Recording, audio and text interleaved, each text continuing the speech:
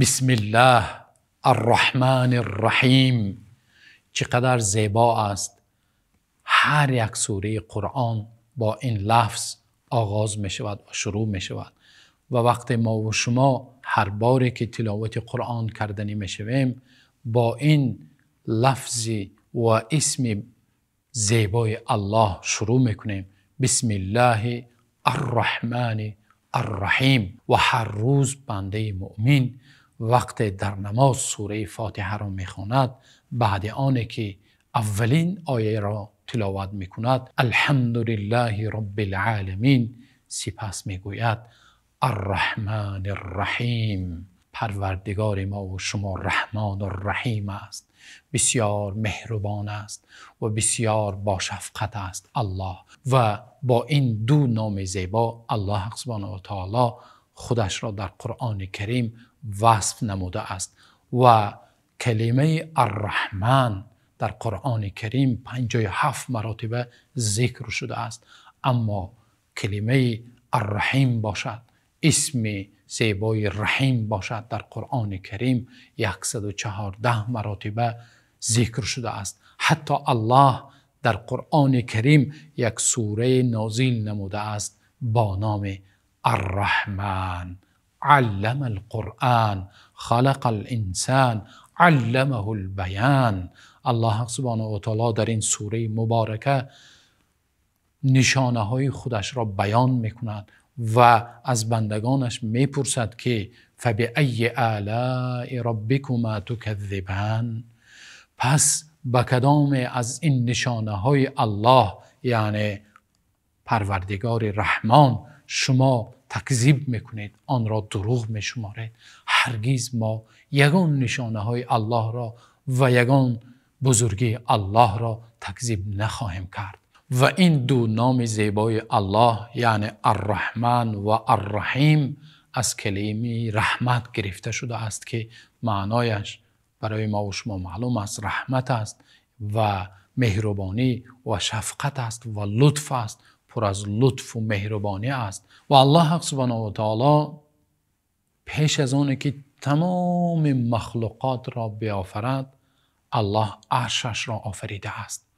وقتی عرش را می آفرد الله سبحانه و تعالی بالای عرش یک کتاب می گذارد که در آن کتاب میدانید چی نوشته شده است. در آن کتاب نوشته شده است که ان رحمتی سبقت غضبی، همانا رحمت الله غضبش را سبقت کرده است. رحمت الله حد و کنار ندارد.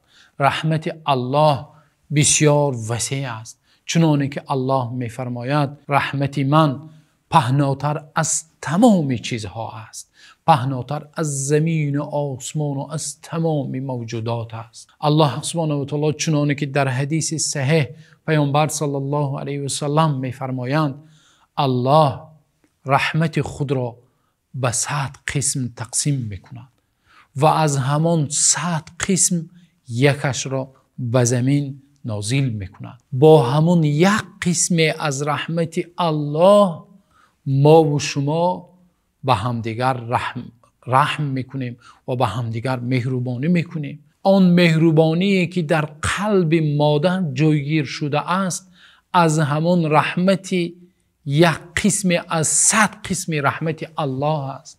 و آن مهربانی و رحمتی که در این زمین میبینید همه یک قسم از 100 قسم دیگرش است. و الله سبحانه و تعالی چنانه که در حدیث آمده است روز قیامت 99 قسم دیگر را به روز قیامت گرفته مانده است که همه ما و شما روز قیامت نیاز به رحمت الله داریم. و الله سبحانه و تعالی این یک قسم دیگر را به آن 99 قسم دیگر ضم میکند و روز قیامت که ما و شما تنها و تنها به رحمت الله نیاز داریم الله به روز قیامت گرفته مانده است. و چنانه که الله در قرآن کریم میفرماید و خشعت الاصوات للرحمن فلا تسمع الا همسا. روز قیامت میگوید الله تمام صداها پست میشود و در اینجا کدام نامش را الله ذکر کرده است؟ للرحمن، اسم و صفت بهترینی که تمام مردم به آن روز قیامت نیاز دارند. رحمان، رحمت و مهربانی و لطف الله. و چنانه که در حدیث صحیح آمده است، پیامبر صلی الله علیه و سلم می‌فرمایند یگان نفر از شما با عملش به جنت داخل شده نمیتوانند. میگویند پیامبر صلی الله علیه و سلم. صحابه ها میپرسند ولا انت یا رسول الله، حتی شما با طاعت و عبادت و با عمل خود داخل جنت شده نمیتوانید؟ پیامبر صلی الله علیه و سلم میگویند و نه من، الا ان یتغمدنی الله برحمت منه، مگر اینکه الله با رحمتش مرا فرا نگیرد، من هم با عمل و با این طاعت و عبادت زیاد خود وارد جنت شده نمیتوانم. یگان نفر روز قیامت وارد جنت شده نمیتواند مگر اینکه الله با رحمت خود فرا نگیرد و با رحمت خود او را مشرف نگرداند. و در فرقیت رحمان و رحیم علما یک چند قولها ذکر کرده‌اند. رحمان میگویند این صفت خاص الله است، اما رحیم باشد میگویند این اثر همون رحمت و مهربانی الله در بندگانش است. و بعضی از علما میگویند رحمان در این دنیا است، یعنی مهربان الله سبحانه و تعالی رحم میکند به تمام بنده هایش و به تمام مخلوقاتش، مؤمن و کافر و تمام موجودات، حیوانات و نباتات و هر آن چیزی که در این دنیا هست الله رحم میکند.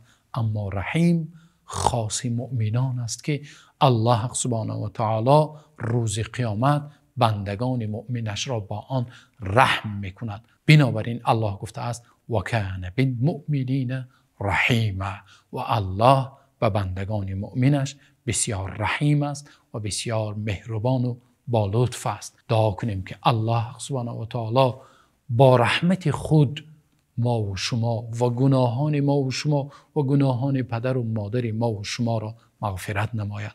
و الله سبحانه و تعالی با این رحمت وسیعش الله بندگان مؤمن و بندگان مجاهد و بندگان شهیدی که امروز در سرزمین مقدس در فلسطین شهید شده ایستاده‌اند آنها را رحم کند. آن طفلکانی که در آنجا از گرسنگی عذاب میکشند، از گرسنگی جان باخته ایستاده‌اند، الله آنها را در این ماه رحمت رحم بکند.